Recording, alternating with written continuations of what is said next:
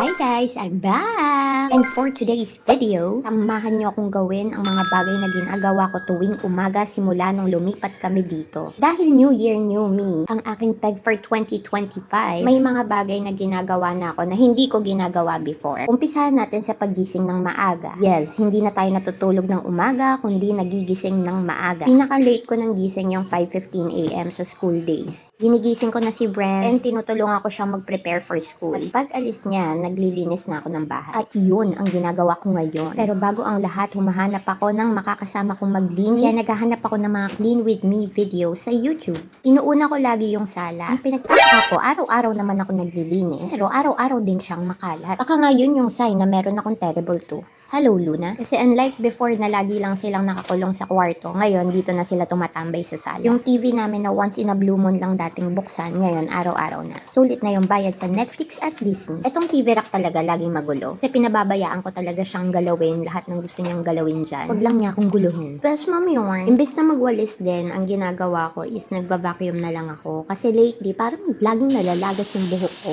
Ang nakakapagtaka lang din, makapal pa rin siya. At dahil tulog pa rin si Luna, imbes na ilagay ko sa cabinet namin yung mga damit, nilalagay ko siya sa pantry. Tandaan dito sa channel ko, we listen and we don't judge. Tada! Tapos na yung sala. Walang bahid, parang walang bata. Next naman yung kusina. Tulog pa ang lahat pero parang ang daming laman ng lamesa. Inakyat na kasi ni Adam kagabi si Luna and ako na lang yung naiwan. Dahil may deadline akong kailangan gawin sa client ko, nakalimutan ko na siyang ayusin. Again, sabay-sabay, we listen and we don't judge. Ang mahalaga, nilinis ko siya ngayon tapos may video pa akong na-upload. O diba everybody happy? Siyempre dahil nawala na yung mga kalat sa lamesa, mapupunta na sila sa lababo. Kaya ang next task, paghugas ng plato. Ito talaga yung pinakaayaw kong gawin. Pero wala tayong choice. Hindi rin kasi ako nagluluto and gusto ko pagkagising ni Adam, magluluto siya ng malinis na yung lababo.